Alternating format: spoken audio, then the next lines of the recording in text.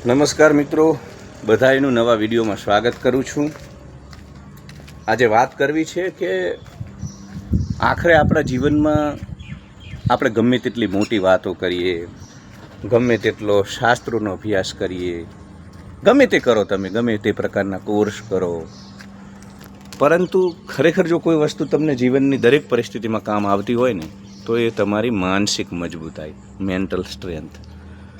અને એના ઉપર આપણે ભારતમાં સૌથી ઓછો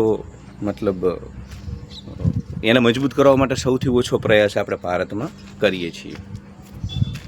હમણાં હું ઋષિકેશ હતો અને ઋષિકેશ પહોંચ્યાના પ્રથમ દિવસે જ સમાચાર આવ્યા કે મારા પિતાજીને 4થા સ્ટેજનું થ્રોટ કેન્સર છે. અને ગંગા કિનારે બસ પહોંચેલો પ્રથમ દિવસ હતો અને આ સમાચાર આવ્યા.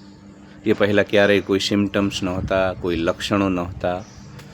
અચાનક આ બધું મારા ત્યાં ગયા બાદ થયું અને એક ક્ષણ માટે તમે હલબલી જાઓ, કેમ કે સીધું જ તમને જાણવા મળે, પણ બીજી જ ક્ષણે માનસિક સ્વસ્થતા પ્રાપ્ત કરી. આજનો વિડીયો હું કોઈ મારી આત્મપ્રશંસા કરવા માટે નથી બનાવતો, આત્મશ્લાઘા કરવા માટે નથી બનાવતો, પણ મને એક તો લાગ્યું કે યુટ્યુબ પરિવારને પણ હું પરિવાર જ માનું છું. અહીંયા જે લોકો મારી સાથે જોડાયેલા છે એ નિસ્વાર્થ ભાવથી જોડાયેલા છે. એટલે જે નિસ્વાર્થ પરિવાર હોય એની સાથે તમે તમારી જે જીવનનો ઘટનાક્રમ હોય એ હંમેશા રજૂ કરતા હોય. એટલા માટે આ ઘટના. અને બીજું મને લાગ્યું કે બહુ જરૂરી છે. આપણે ગમે તેટલી મોટી મોટી આત્મા, પરમાત્મા, પંથ સંપ્રદાયોની મોટી મોટી સાધનાની વાતો, એ બધાથી બહુ ફરક નથી પડતો જીવનમાં. ગ્રાઉન્ડ ઝીરો ઉપર, ધરાતલ ઉપર જે પ્રકારનો આ ઘટનાક્રમ સર્જાય છે એ દરમિયાન તમે કેટલા મજબૂત રહો છો એ બહુ મહત્ત્વનું છે. એટલા માટે પણ આ વિડીયો તમારી સાથે હું શેર કરી રહ્યો છું અમારા જીવનની. તો એ વખતે હું નબળો પણ પડી શકતો હતો અને મારી સાથે જે લોકો હતા એમને તો એવું પણ કહ્યું કે ભાઈ આપણે જતા રહીએ ગુજરાત. પણ રિપોર્ટ્સને એ બધામાં અઠવાડિયું જવાનું હતું ને અઠવાડિયું બાદ તો ગુજરાત આવવાનું હતું.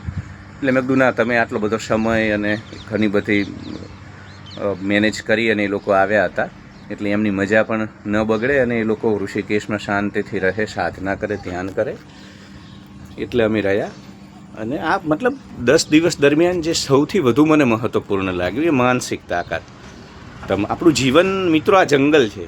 માત્ર મારા પિતાના કેન્સરની વાત નથી, ગમે તે થઈ શકે છે. તમે ગમે એટલું તમારા જીવનને પ્લાનિંગથી ચાલવાની કોશિશ કરો, પણ જેમ રાજા રામને નહોતી ખબર પરમાત્માને કે કાલે વનમાં જવાનું છે, એમ આ જંગલમાં અને આજકાલ તો ખૂબ અનસર્ટેનિટી વધી રહી છે.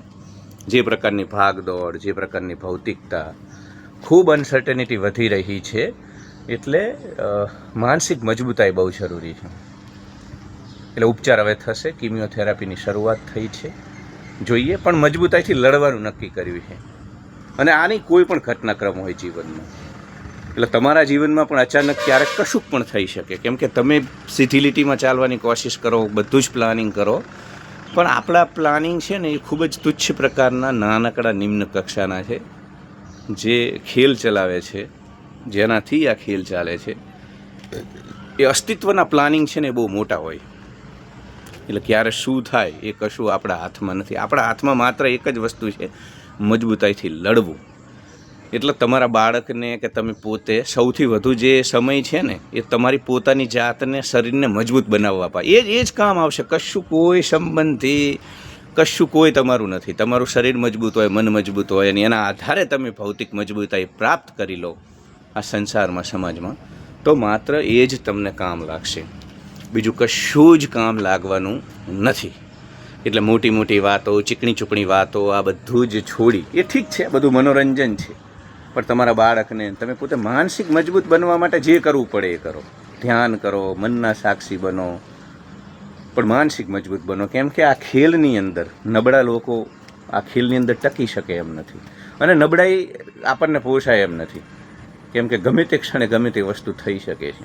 અને તમે જો માનસિક મજબૂત ન હોવ તો તમારી મોટી મોટી વાતોનું અને જે કંઈ પણ તમે ધન અર્જિત કર્યું હોય કે જે કંઈ સફળતાઓ છે એ બધી શૂન્ય થઈ જાય છે.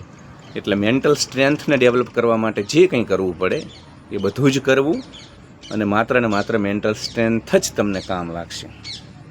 બાકી મિત્રો, સંબંધી, દુનિયા, બીજું બધું છે ને એ બધી વાતો છે. અંતે આ તમારી લડાઈ હોય છે, તમારે અને એવું જ હોય છે. આપણે કમ્પ્લેનના સ્વરૂપમાં નથી કહેતા, પણ એવું જ હોય છે અહીંયા. એટલે દરેકને પોતાની લડાઈ અંતે જાતે લડવાની હોય છે. એટલે જાતે જ પોતાની જાતને મજબૂત બનાવવી, તૈયાર કરવી. ધન્યવાદ.